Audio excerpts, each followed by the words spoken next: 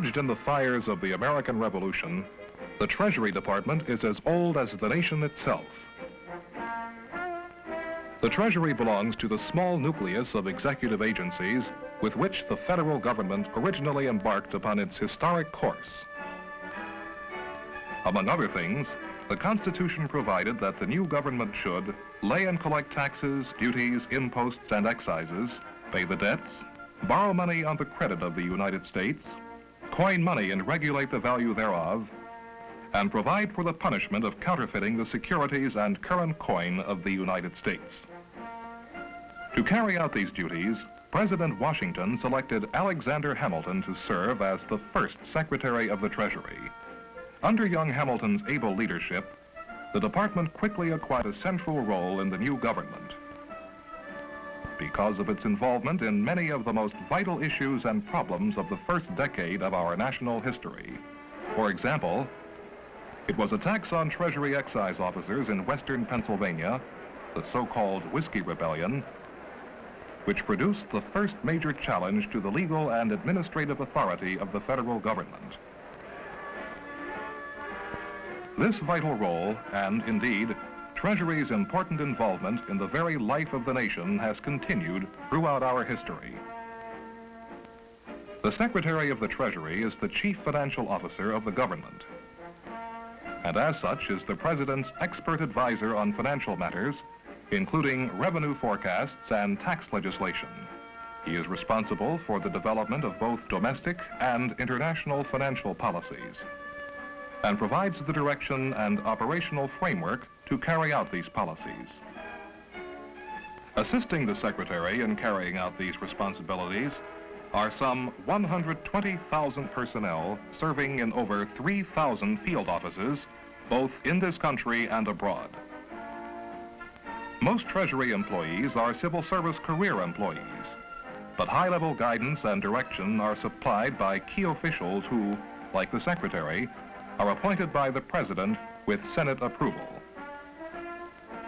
The home of the Treasury Department, its first, together with most of its documents and records, was burned when a raiding party of British Marines sacked the capital city during the War of 1812. The present Treasury building adjoins the White House and sits astride ceremonial Pennsylvania Avenue as it runs to the Capitol. From offices within these historic walls, the Secretary and his staff direct Treasury operations throughout the world. The department maintains field offices in all of the states, and Treasury representatives are on duty at U.S. embassies in major world capitals.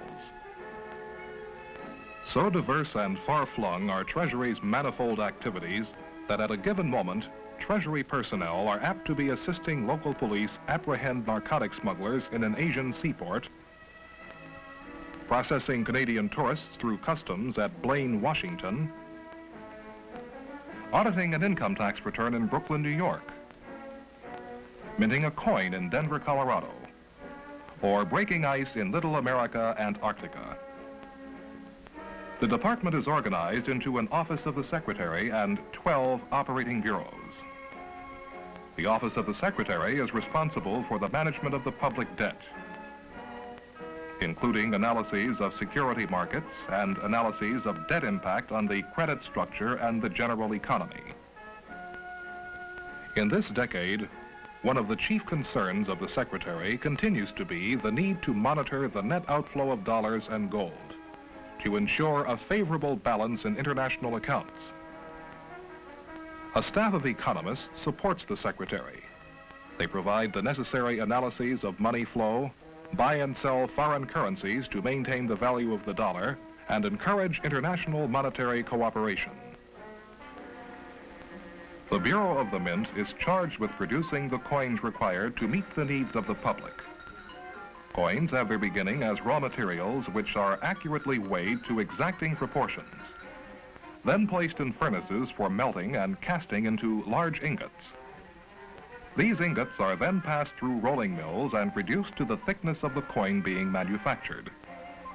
Automatic presses punch out plain metal discs called blanks or planchets. The blanks are then heat treated or annealed and cleaned before being upset. Upsetting is the operation which places the thickened edges on our coins. The blanks then go into high-speed coining presses which impress on them the devices and inscriptions which make them the coin of the realm. The design and specifications of coins are controlled by law. Great care is taken in the manufacture of our coins to maintain a high quality representative of our great nation. The Bureau of the Mint also receives and processes gold and silver bullion from various sources and operates one of the world's largest gold refineries at the New York Assay Office. Because of the very nature of their products, all mint installations observe the strictest security measures.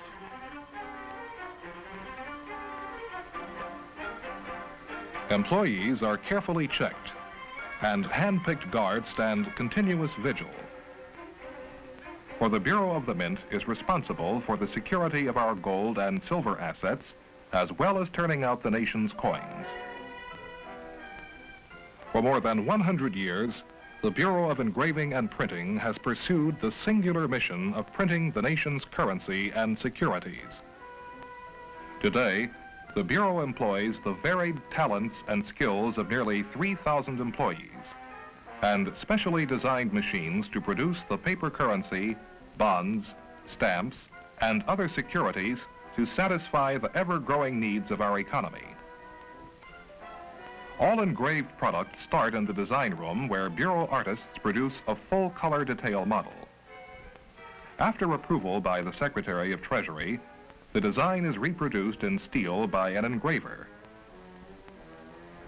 and transferred through various processes into a multi-subject plate for printing by the intaglio process.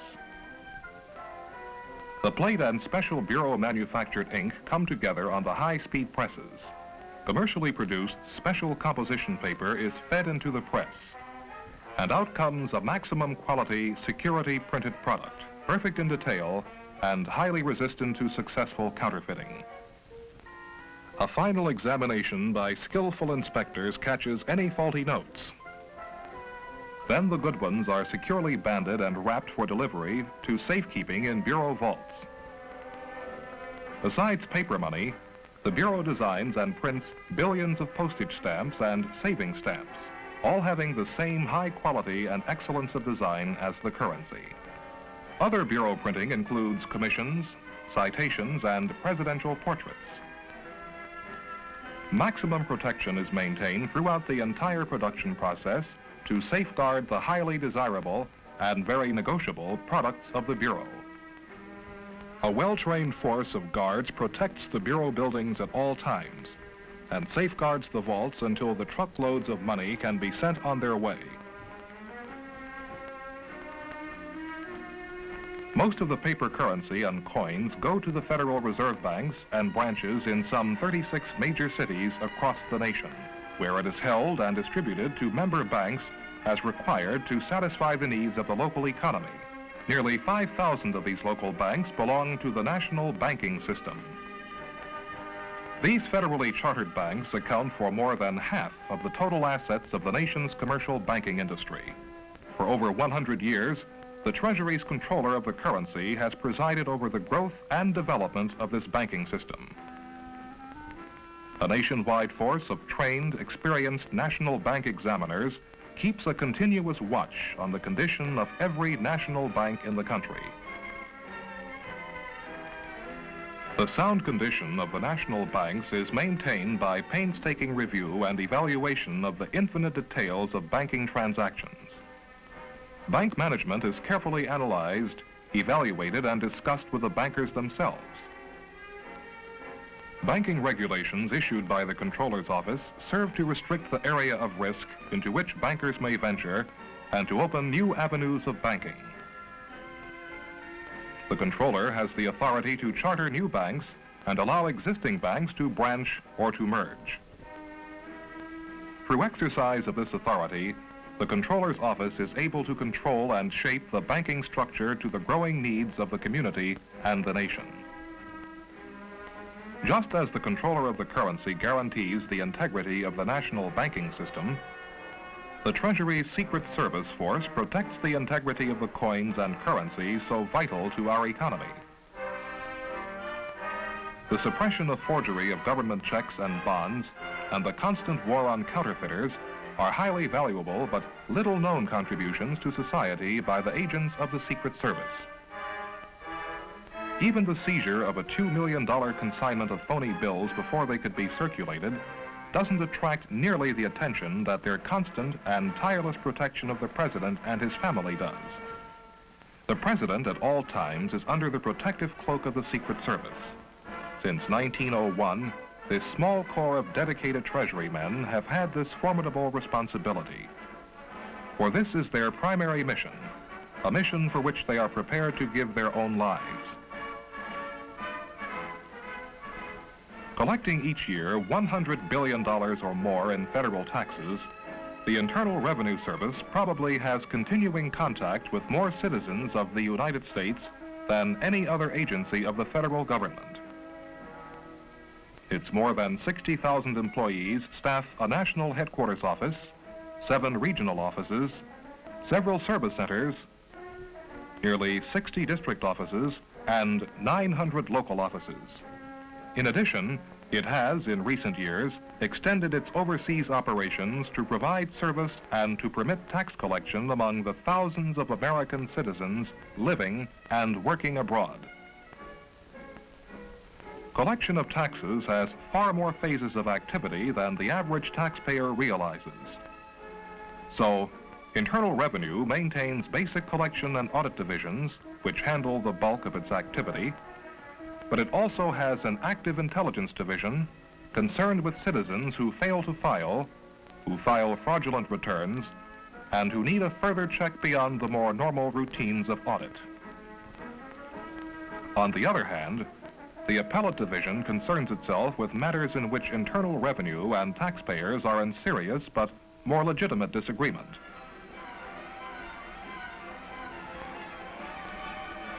Internal Revenue's most dramatic operation, perhaps, is the Alcohol and Tobacco Tax Division, which regulates, for tax purposes, the liquor and tobacco industries and works earnestly to restrain the manufacture of illicit alcohol products.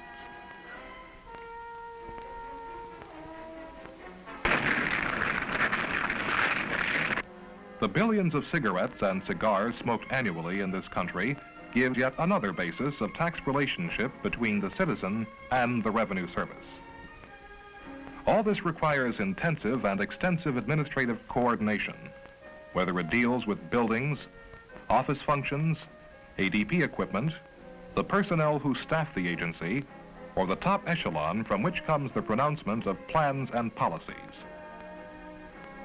Internal Revenue offers, for one purpose or another, more than 200 kinds of forms with which the average taxpayer seldom comes in contact. Its publications and its rulings are numerous and form the basis of many legal decisions and numerous highly technical books and articles on assorted tax matters. All this variety of effort and activity is what keeps those 60,000 employees busy, not just during the filing period, but every day, the year round.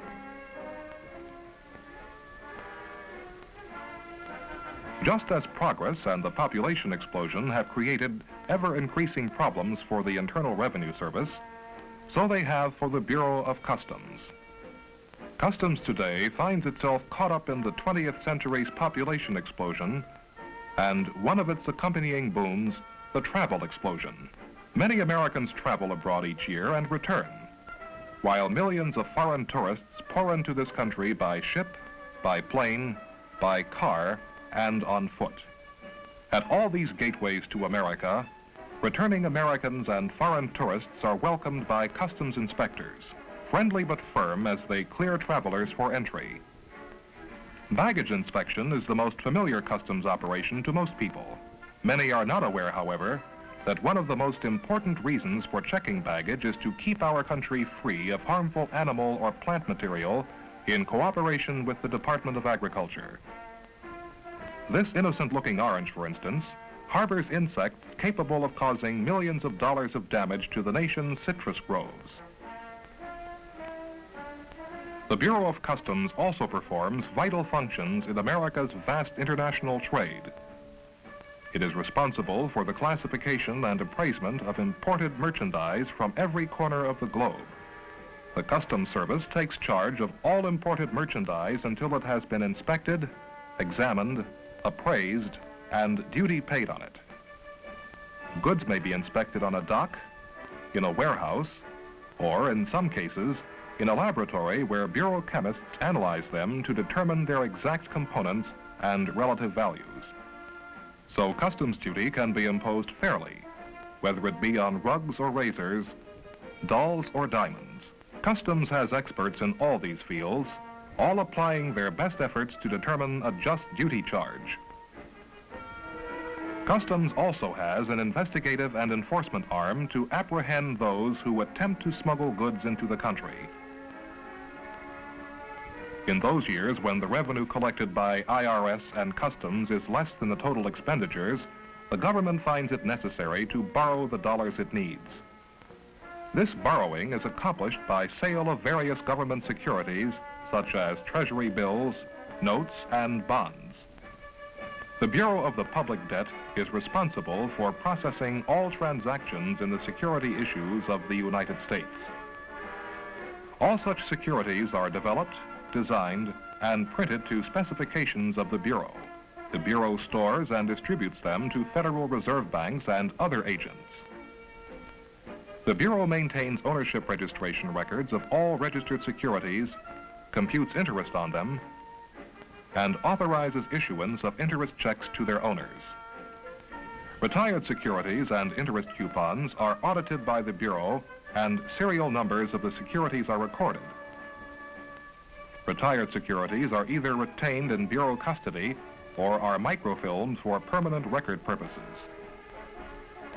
Accounting control is maintained on all public debt and agency securities transactions, and statements of the public debt are prepared for publication in the daily statement of the United States Treasury. The Bureau is responsible for the destruction of redeemed securities and interest coupons. Thus, the Bureau of Public Debt is the creator, accountant, and executioner of the billions of dollars worth of securities so necessary to the operation of our federal government. The most popular security issued by the federal government is the U.S. Savings Bond, the promotion and sale of which is the responsibility of the Treasury's Savings Bonds Division.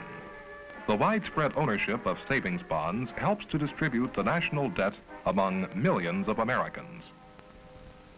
National defense is a responsibility we cannot neglect. It must be financed at any cost. Bonds make the individual a partner in the business of our national defense.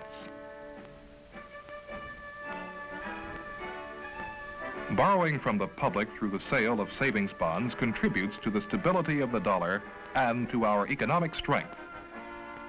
More savings out of income are required to finance the growing American economy. Savings bonds are one of the finest savings devices. They are a safe, sound investment for the buyer and a source of strength for the nation.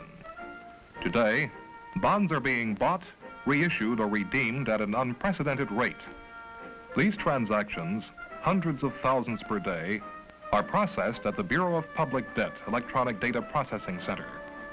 Whirring, clicking, spinning electronic brains to keep a running account of your investment in the nation's future.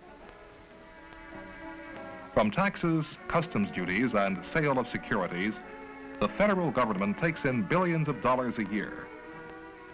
It incurs obligations or creates bills, much as a family or a business.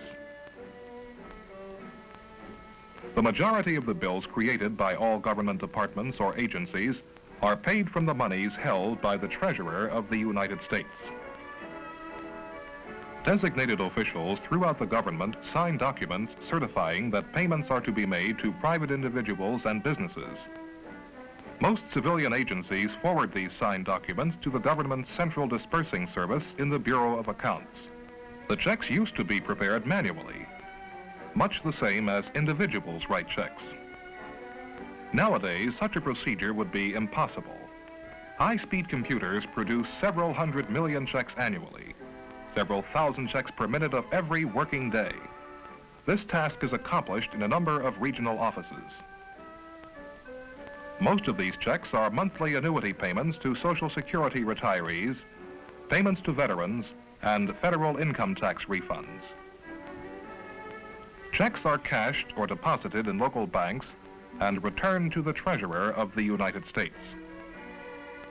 The entire cycle of the movement of cash, receipts on the one hand and expenditures on the other, is accounted for through a unified system of central accounts. Here again, these accounts were, in earlier times, maintained by hand. Today, the Treasury uses computers to do the work. The Treasury also publishes financial reports. These reports are among the most useful tools available today for financial planning and economic analysis. The daily Treasury statement, a daily summary of the cash flow in and out of the account of the Treasurer of the United States. The monthly Treasury statement, which shows the receipts by sources and expenditures by program for the entire government and the resulting surplus or deficit in the President's budget. The monthly Treasury bulletin, containing additional financial statistics of interest to economists of our nation. And the annual report of the Secretary of the Treasury, which tells the American public how the federal monies have been handled. To keep pace with the demands of our times, a program of continuous planning is an essential element in the total management picture of the Treasury Department. Throughout the entire federal system, Treasury plays an important role in stimulating financial management improvement in all government agencies, so that they may better provide the financial services and controls necessary to our economy. Treasury also provides non-financial service to the public through its Bureau of Narcotics and the United States Coast Guard. These are vital services directed toward the safety and well-being of our citizens. The Bureau of Narcotics licenses and controls the import, manufacture, and distribution of legitimate narcotic drugs for use by the medical and allied professions. Since 1930, this close-knit, superbly trained force has led the international war on illicit traffic in narcotic drugs. The Bureau of Narcotics is one of the Treasury enforcement agencies supporting the highly specialized Treasury Law Enforcement School, where Treasury agents learn everything from judo and marksmanship to the latest detection and undercover techniques using the best modern science has to offer. For these agents must be equipped to carry out the most difficult of all enforcement techniques, that of the undercover agent, as they pursue the elusive dope smugglers along their historic international trade routes to the major ports of this country.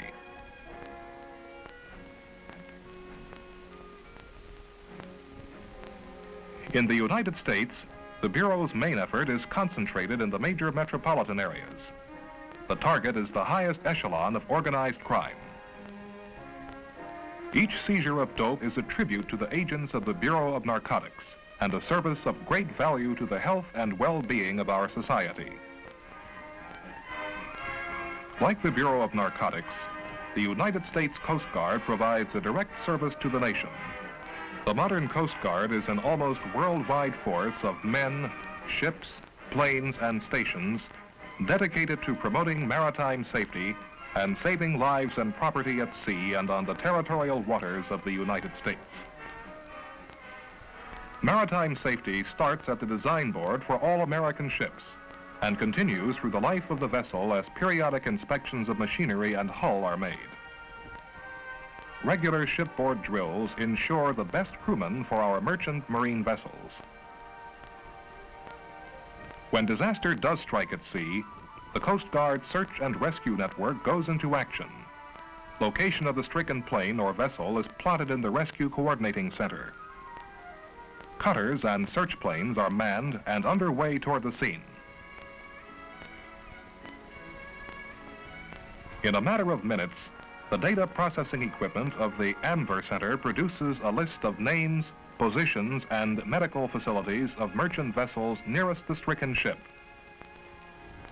With huge aircraft for long searches, amphibious planes for shorter searches and possible offshore landings, and amphibious jet turbine helicopters for inshore searches and pickups, help is seldom very far away for mariners in distress.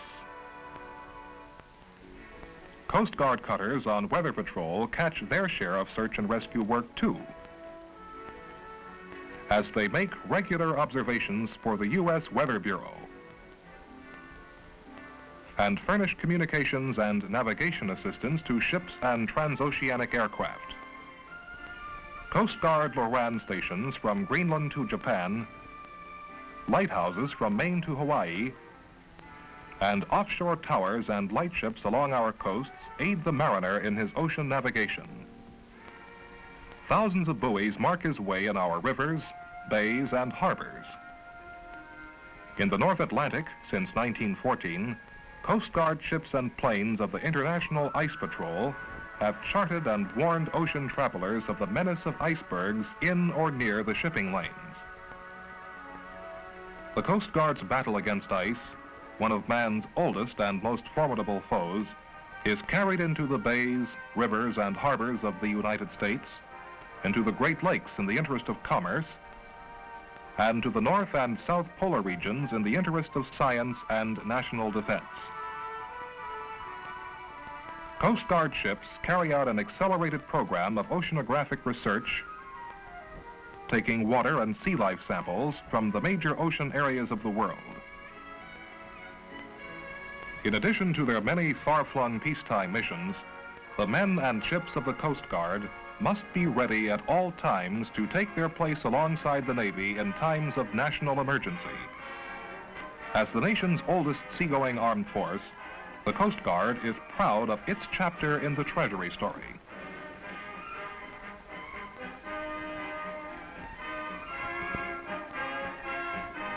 A story that has many chapters and whose continuing theme is, and has been, service to our nation. Service based on a solid foundation of tradition and responsibility. Service recognizing clearly the need for progress through innovation. Service arising from the loyalty and devotion of its dedicated employees who for more than 175 years have been writing the story of the United States Treasury Department.